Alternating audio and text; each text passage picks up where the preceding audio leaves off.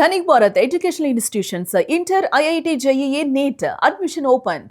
మనం ఎంతోమంది బలిదానాల తర్వాత నిర్మించుకున్న తెలంగాణను నిర్మాణం చేసుకుంటూ పోయినాం. వాళ్ళేమో ఇవాళ విధ్వంసం చేసుకుంటూ పోతున్నారు. అది ఎవరన్నా కానివ్వండి, ఈ సంస్కృతి మీద దాడిగానే మనం చూస్తాం. సంస్కృతి అంటే అన్ని కలగలిపిందే సంస్కృతి. మన మూలాల మీద దెబ్బతీస్తున్నారు, మనం సాధించిన ఫలితాల మీద దెబ్బతీస్తున్నారు, తెలంగాణ రాష్ట్ర ఏర్పాటునే వక్రీకరిస్తున్నారు, పాకిస్తాన్ ఇండియాతో పోలుస్తున్నారు ఆ చీలికను. ఇట్లాంటివన్నీ కూడా మన అస్తిత్వాన్ని మనం కాపాడుకోవాలంటే ప్రతి విద్యార్థి, ప్రతి యువకుడు, ప్రతి మహిళ ఇవాళ ముందుకు రావాలి.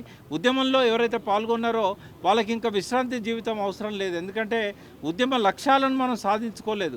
ఉద్యమం విజయవంతమైంది, అసంపూర్తిగా ఉండిపోయినాయి. బంగారు తెలంగాణ ఎక్కడొచ్చింది? ఈ బంగారు తెలంగాణ రావడానికి ఇంకా చేయాల్సింది చాలా ఉంది. ఇవాళ మళ్ళీ ఆత్మహత్యల పర్వం మొదలైంది రైతులది.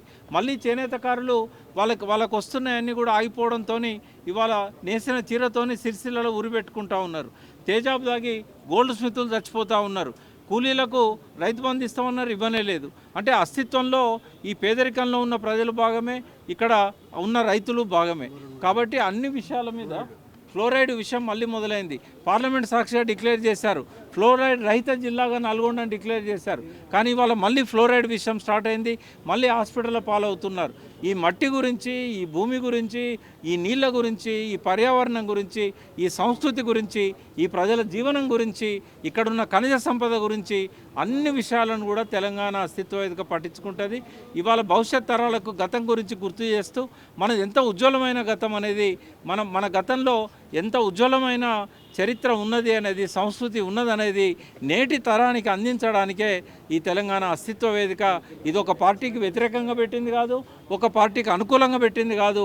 కాబట్టి పార్టీ రహితంగా, పార్టీలకు అతీతంగా ఉన్న వాళ్ళందరూ కూడా ఈ వేదికలో భాగం కావాలి. ఇది ఒక మహోద్యమం కావాలి. దీనికి అన్ని జిల్లాలలో కూడా కమిటీలు వేస్తాము. ఇది ఒక నాన్ పొలిటికల్ సంస్థలాగా, ప్రజల గొంతులాగా, గొంతులేని నదులకు గొంతులాగా, గొంతులేని మట్టికి గొంతులాగా, గొంతులేని బయోడైవర్సిటీ 84 లక్షల జీవరాశులకు గొంతులాగా, ఇక్కడున్న 4 కోట్ల ప్రజలకు గొంతులాగా ఈ సంస్థ ఆవిర్భవించబోతున్నది. మరొకసారి మీరు ఇక్కడికి వచ్చినందుకు కృతజ్ఞతలు చెప్తూ 19వ తేదీ ఉదయం పైడి జయరాజ్ హాల్లో జరిగే ఆవిర్భావ సభకు అందరూ రావాలని చెప్పి, రవీంద్ర భారతిలోని పైడి జయరాజ్ హాల్లో 19వ తేదీ ఉదయం 10 గంటలకు మొదలయ్యే ఈ సభకు అందరు రావాలని చెప్పి కోరుతూ, మీ అందరికి ఇష్టమైన ఎస్ వెంకటనారాయణ గారు, ప్రియతమ జర్నలిస్టు, మన తెలంగాణకే గర్వకారణమైన జర్నలిస్టు, వారికి లైఫ్ టైం అచీవ్మెంట్ అవార్డు ఇస్తున్నాం. కాబట్టి జర్నలిస్టు మిత్రులందరినీ కూడా రావాలని చెప్పి నేను మరొకసారి ఆహ్వానిస్తూ ఈ అవకాశం ఇచ్చినందుకు కృతజ్ఞతలు. మరొక తెలంగాణ ఉద్యమము మరిపించే విధంగా, ఎందుకంటే ఆ ఉద్యమము రాష్ట్రాన్నే సాధించింది, కానీ రాష్ట్ర ప్రజల ఆకాంక్షలను పూర్తిగా సాధించలేదు. కొంతవరకు విధ్వంసమైన తెలంగాణను పునర్నిర్మాణం చేయడానికి కొద్దిగా కష్టపడ్డారు ఇంతకుముందు పాలకులు, ఎందుకంటే వాళ్ళు ఉద్యమకారులుగానే ఉన్నారు కాబట్టి. కానీ ఆశించిన ఫలితాలు పూర్తిగా రాలేదు. ఇప్పటికీ గుట్టలు విధ్వంసం అయితేనే ఉన్నాయి. వాళ్ళ పాలనలో కూడా గుట్టల విధ్వంసం ఆగలేదు. ఇప్పటికీ నదుల సమస్య పరిష్కారం కాలేదు. ఇప్పటికీ మళ్ళీ ఓపెన్ కాస్ట్ మొదలైంది. మా సొంత ఊర్లో రామప్ప గుడినే బొందబెట్టే ప్రయత్నం జరుగుతూ ఉంది.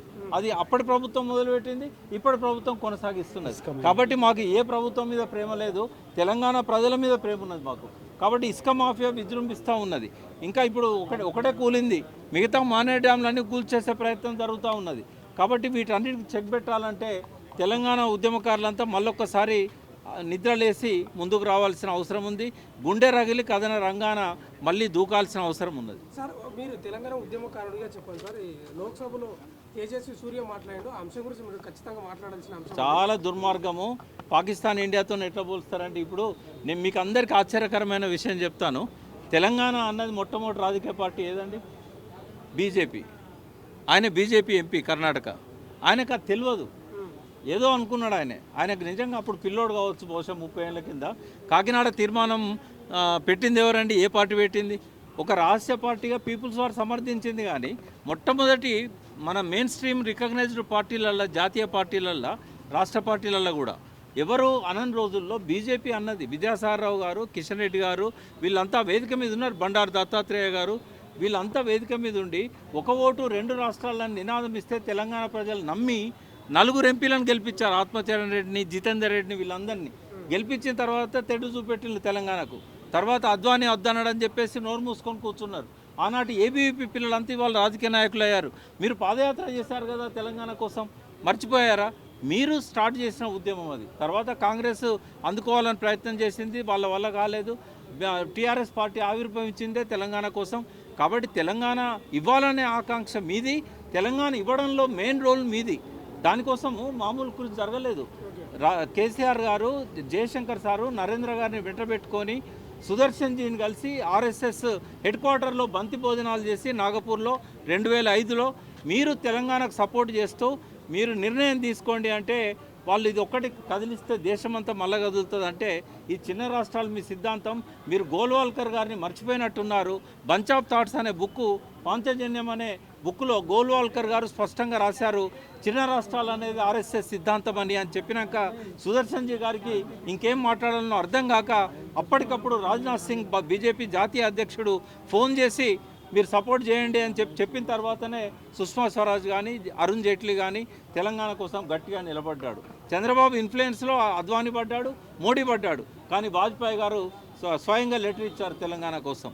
కాబట్టి ఇవన్నీ మర్చిపోయి పక్కనున్న కర్ణాటక ఎంపీ ఇట్లా మాట్లాడడం అనేది విచారకరం. ఆయనకు వాస్తవాలు చెప్పాల్సిన అవసరం మన పార్లమెంట్లో ఉన్న ఎంపీల మీద ఉండే. కానీ వాళ్ళ తెలంగాణకు అక్కడ మాట్లాడే గొంతు లేదు. 16 మందిని ఎంపీలను గెలిపించుకున్నాం. 8 మంది బీజేపీ, 8 మంది కాంగ్రెస్. ఇచ్చినామని ఎవరంటారు, తెచ్చినామని ఎవరంటారు. కానీ వీళ్ళెవరు కూడా నిన్న ఆయన నోరు మూయించే ప్రయత్నం చేయలేదు. కాళేశ్వరం కొట్టుకపోయిందని సిఆర్ పాటిల్ అంటే కూడా కొట్టుకపోలేదు, మంచిగానే ఉంది, మా ముఖ్యమంత్రి దాన్ని రిపేర్ చేస్తున్నాడని చెప్పే ధైర్యం కిషన్ రెడ్డి గారికి లేకుండా పోయింది. ఎరక సీట్లో కూర్చొని ముసిముసి నవ్వులు నవ్వుతున్నాడు. మాకెవరు శత్రువులు కాదు, కానీ తెలంగాణ అస్తిత్వం మీద దాడి చేస్తే సొంత తమ్ముని కూడా క్షమించాం.